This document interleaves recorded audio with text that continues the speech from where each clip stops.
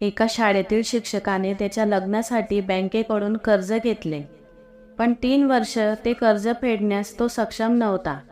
नंतर बँकेतून एक नोटीस त्याच्या घरी येते. आता नोटीस मिळाल्यानंतर तो बँक मॅनेजरला भेटायला जातो, पण मॅनेजरच्या केबिनमध्ये जाताच तो महिला बँक मॅनेजरला पाहून स्तब्ध होतो. मित्रांनो, ती महिला बँक मॅनेजर कोण होती आणि तिचा त्याच्याशी काय संबंध होता? संपूर्ण कथा जाणून घेण्यासाठी व्हिडिओला शेवटपर्यंत पहा. ही कथा चंद्रपूरची आहे. चंद्रपूरमध्ये अविनाश नावाचा मुलगा होता. त्याचे लग्नाचे वय झाले होते. तो एका शाळेत प्राथमिक शिक्षक होता. त्याचे पालक त्याच्या लग्नाची काळजी करतात, मुलगी शोधतात. त्यांना मुलगी देखील मिळते. मुलीचे नाव आरती होते. आरती उच्च शिक्षित होती. ती सरकारी नोकरीची तयारी करत होती. तिने अनेक परीक्षा दिल्या होत्या, ज्याचा निकाल अजून यायचा होता. लग्न ठरताच अविनाशने आई-वडिलांना हुंडा मागण्यास स्पष्ट नकार दिला, कारण अविनाशला त्याच्या लग्नात कोणत्याही प्रकारचा हुंड्याचा व्यवहार नको होता. त्यामुळेच तो त्याच्या घरच्यांना स्पष्टपणे नकार देतो. यानंतर अविनाश त्याच्या लग्नाची तयारी करू लागतो. त्याचवेळी आरतीचा नंबरही त्याच्याकडे येतो. दोघेही फोनवर एकमेकांशी बोलतात आणि बोलता बोलता दोघेही एकमेकांच्या प्रेमात पडतात. आता अविनाश बँकेतून कर्ज घेतो. घरात सोयीप्रमाणे वस्तू आणतो, कारण त्याला त्याची बायको आल्यावर घरात कोणतीही कमी नको होती. म्हणूनच त्याने गाडीही घेतली होती. तो कर्ज घेऊन त्याच्या लग्नाची तयारी करू लागतो. आता लग्नाला फक्त 4 दिवस बाकी होते. दरम्यान आरतीचा निकाल आला आणि त्या निकालात आरती पास झाली. आता आरती मॅनेजर झाल्यामुळे तिच्या घरच्यांना खूप आनंद झाला. तिच्या लग्नाला 4 दिवस बाकी होते, पण नंतर नातेवाईक एकत्र आले. ते आरतीच्या वडिलांना सांगतात की आता तुमची मुलगी मॅनेजर झाली आहे, तरीही तुम्ही तुमच्या मुलीचे लग्न शाळेतील शिक्षकाशी करत आहात. हे ऐकून आरतीच्या वडिलांनी ठरवले की ते हे लग्न होऊ देणार नाहीत. ते आरतीला सांगतात की आता तू अविनाश सोबत लग्न करणार नाही. तू सरकारी नोकर आहेस, बँक मॅनेजर झाली आहेस. आता तुला सरकारी नोकरी असलेल्या मुलाशी लग्न करावं लागेल, म्हणजे तुझं आयुष्य सुखी होईल. अविनाशवर प्रेम करणाऱ्या आरतीला हे लग्न व्हावं अशी खूप इच्छा होती. तिला लग्न करायचं होतं, पण तिचे कुटुंबीय तिच्यावर खूप दबाव आणतात आणि लग्नाला उपस्थित असलेले सर्व नातेवाईक तिला सल्ला देतात की तू आता बँक मॅनेजर झालेली आहेस. तू एखादे चांगले स्थळ बघ, जेणेकरून तुमच्या दोघांचा संसार चांगल्या रीतीने पार पडेल. आरती खूप चिंतित होते. अविनाशला तिच्या निकालाबाबत बातमी कळते. अविनाशला खूप आनंद होतो. अविनाश लगेच तिला अभिनंदन करण्यासाठी कॉल करतो, पण कॉल करूनही आरती त्याच्या कॉलला उत्तर देत नाही, कारण तिच्यावर तिच्या घरच्यांचा दबाव होता. तिचे कुटुंबीय तिच्याभोवती बसले होते. मग त्याला वाटले की कदाचित तिचे नातेवाईक तिचे अभिनंदन करत असतील. काही वेळाने तो पुन्हा प्रयत्न करतो. आरतीने फोन उचलताच ती लगेच फोन तिच्या वडिलांना देते. म्हणते, अविनाश, हे घे, माझ्या वडिलांशी बोल. त्यानंतर आरतीचे वडील फोन घेतात आणि म्हणतात की बेटा, आरती आता बँक मॅनेजर झाली आहे. हे ऐकून अविनाशला खूप आनंद झाला. मग तो उत्साहाने म्हणाला की हो पप्पा, आरती आता बँक मॅनेजर झाली आहे. त्यानंतर तिचे वडील म्हणतात, बघ बेटा, आता तुमचे लग्न होऊ शकत नाही. हे ऐकून अविनाशच्या पायाखालची जमीनच सरकली, कारण त्यांच्या लग्नाला 4 दिवस उरले होते. त्याने लग्नाचा हॉल बुक केला होता. त्याच्या घरी नातेवाईक सुद्धा आले होते. तो आरतीच्या वडिलांना म्हणतो, पप्पा, काय झाले? तुम्ही असे का बोलत आहात? ते म्हणतात, बेटा बघ, आता ती यानंतर ट्रेनिंगला जॉईन होईल आणि या सगळ्या गोष्टींना 2 वर्ष लागतील. आम्ही विचार करत आहोत की आमच्या मुलीचे लग्न 2 वर्षानंतरच करू. यावर अविनाश सांगतो की काही हरकत नाही पप्पा, तुम्हाला 2 वर्षांनी लग्न करायचे असेल तर 2 वर्षांनी करा, मला काहीही अडचण नाही. पण आरतीचे वडील अविनाशला सांगतात की 2 वर्ष खूप मोठा कालावधी आहे. या दरम्यान काहीही होऊ शकते. आम्हाला आमच्या मुलीचे लग्न तुझ्याशी करायचे नाही. आता हे ऐकून अविनाश खूप अस्वस्थ होतो. तो म्हणतो, पप्पा असं करू नका, आमची सगळीकडे बदनामी होईल आणि सर्व नातेवाईकही घरात आले आहेत. पण आरतीचे वडील त्याला नकार देतात. बेटा आता हे लग्न होणार नाही असे सांगून ते फोन कट करतात. यानंतर अविनाश त्याच्या घरच्यांना सांगतो आणि म्हणतो की आरती बँक मॅनेजर झाली आहे. आता तिचे वडील लग्न करण्यास नकार देत आहेत. कुटुंबातील सदस्य हे ऐकताच त्यांना खूप राग येतो. अविनाशला म्हणतात की अविनाश, जर आपण त्यांच्यासोबत असेच केले असते तर त्यांनी आपल्या विरोधात तक्रार नोंदवली असती. त्यामुळे तू सुद्धा पोलीस ठाण्यात जा आणि त्यांच्या विरोधात तक्रार नोंदव. ते त्यांना तुरुंगात पाठवतील. अविनाशचे आरतीवर प्रेम होते. त्याला तिच्या आयुष्यात कोणताही त्रास नको होता. तो घरच्यांना नकार देतो. मी हे करणार नाही. पोलिसात गेलो तरी काय होणार?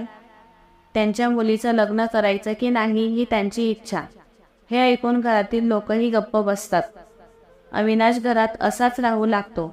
अविनाशने कर्जावर गाडी घेतली होती आणि घरातील आलिशान सामान उधारीवर घेतले होते. त्यामुळे हळूहळू अविनाशने कर्ज भरायला सुरुवात केली. त्याने इकडून तिकडे काही पैसे घेतले होते.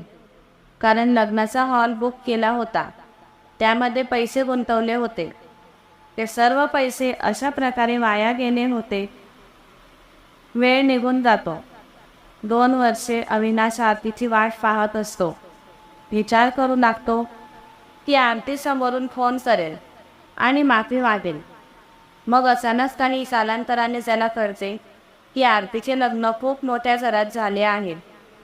तो खूप अस्वस्थ होतो. त्याला काय करावे काही कळतच नाही.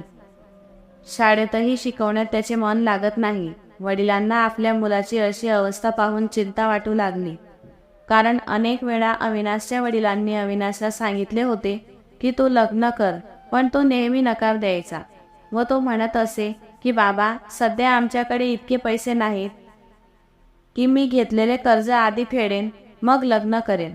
अचानक त्याच्या वडिलांची तब्येत खूप खराब होते. तेव्हा त्यांच्या उपचारावर खूप पैसा खर्च झाला. वडिलांच्या आजारपणामुळे त्याने जे काही पैसे बाजूला ठेवले होते तेही संपले होते. त्यामुळे तो बँकेचे कर्ज फेडू शकला नाही. हळूहळू बँकेचे कर्ज थकीत होत चालले होते. कारचे लोन पूर्ण झाले होते, पण बँकेचे हप्ते भरायला खूप कठीण जात होते. या गोष्टींना 4 वर्षे झाली होती. 4 वर्षांनी अचानक अविनाशला बँकेकडून नोटीस येते. ती एकतर कर्ज वेळेवर फेडावे, अन्यथा त्याचे घर लिलाव केले जाईल. बँकेतून जे कर्ज घेतले होते त्याची किंमत 12 लाख रुपये होती. त्यातून त्यांनी 4 लाख रुपये रक्कम भरली होती. थकबाकी रकमेवर व्याज आकारले जाऊ लागले.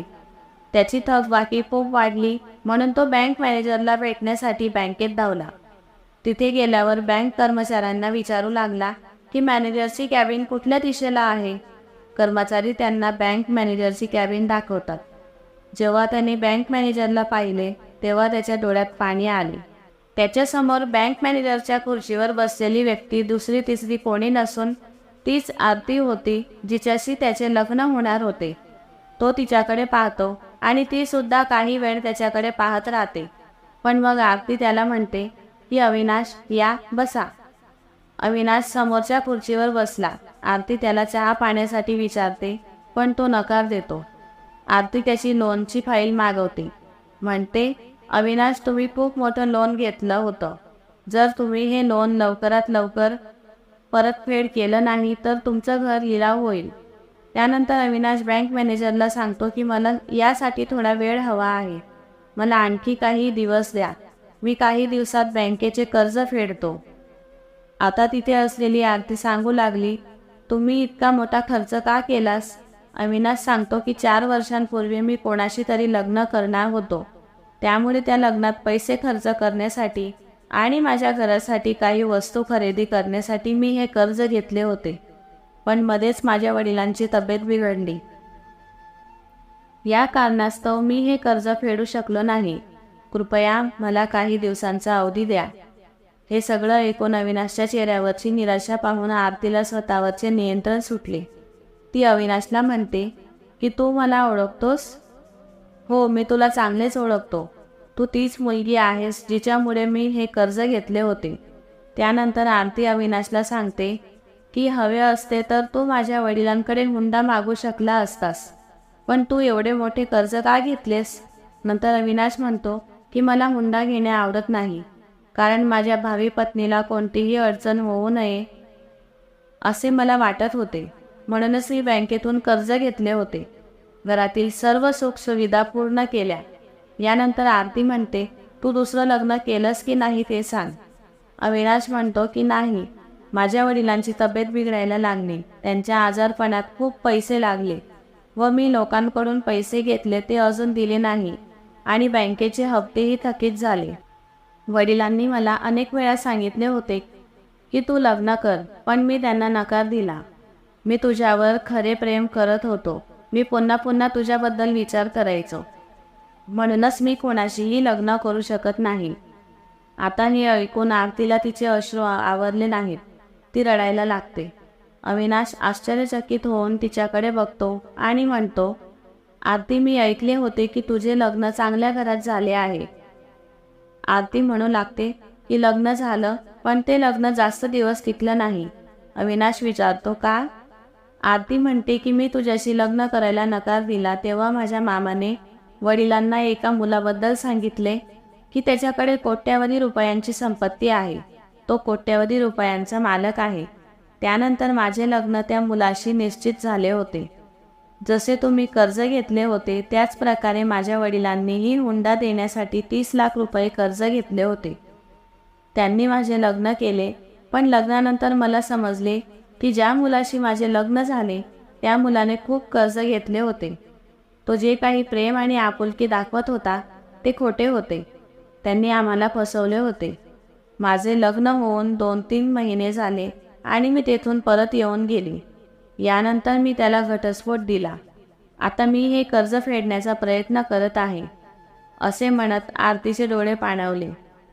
बाहेर बँक मॅनेजरला भेटण्यासाठी लांबच लांब रांग लागली होती.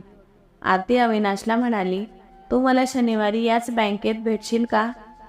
अविनाश म्हणतो, हो, मी नक्की भेटायला येईन. त्यानंतर आरतीने त्याला जायला सांगितले आणि ती तिची कामं सांभाळायला सुरुवात करते. मग काही दिवसांनी शनिवारही येतो.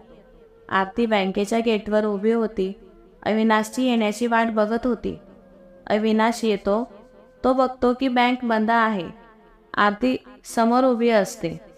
मग तो आरतीकडे येतो आणि म्हणतो की ही बँक बंद आहे आणि तू मला आज भेटायला का बोलावले आहेस? आरती म्हणाली की मला तुमच्याशी बोलायचे होते, म्हणूनच मी तुम्हाला इथे बोलावले आहे. आरती आणि अविनाश बँकेच्या शेजारी एका पार्कमध्ये जाऊन बसतात. दोघेही पुन्हा एकमेकांशी बोलू लागतात. पूर्वीच्या गोष्टी आठवतात. कधी ते हसायला लागतात तर कधी कधी थोडी निराशा होते. थोडा वेळ बोलून आरती अविनाशला म्हणते की तू त्या दिवसानंतर मला फोन का केला नाहीस? तर अविनाश म्हणतो की मी तुझ्यामुळे फोन केला नाही. मी विचार करत होतो की तू फोन करशील. फोन केल्यानंतर तुझे प्रेम व्यक्त करशील. यानंतर आरती म्हणते की आपण लग्न करू शकत नाही का? हे ऐकून अविनाशला खूप आनंद झाला. जणू काही तो याच गोष्टीची वाट बघत होता. तो अचानक म्हणतो की हो, तुझी इच्छा असेल तर हे नक्कीच होऊ शकते. हे ऐकून आरती अविनाशला मिठी मारते आणि अविनाशला म्हणते, माझ्या कुटुंबाने जे केले त्याबद्दल मला माफ कर. जे काही झालं त्यात माझा काही दोष नाही. अविनाशनेही हे समजून घेतलं आणि त्या दोघांनी लग्न केलं. लग्न करून तो आपला संसार थाटतो. ती म्हणते की जोपर्यंत मी या बँकेत मॅनेजर आहे तोपर्यंत तुम्ही तुमचे कर्ज सहज फेडू शकता. मी तुम्हाला कुठल्याही प्रकारची नोटीस पाठवणार नाही. आता दोघेही एकमेकांसोबत खूप आनंदी आहेत आणि त्यांचे आयुष्य आनंदाने जगत आहे. तर मित्रांनो, ही गोष्ट होती आरती आणि अविनाश यांची, ज्यांनी 4 वर्षांपूर्वी लग्नाला नकार दिला होता, पण 4 वर्षांनंतर दोघांनी पुन्हा लग्न केलं. तर मित्रांनो, आजची कथा तुम्हाला कशी वाटली हे नक्की कळवा. व्हिडिओला लाईक करा आणि चॅनलला सबस्क्राईब करा. धन्यवाद. परत भेटूया नवीन कथेसह.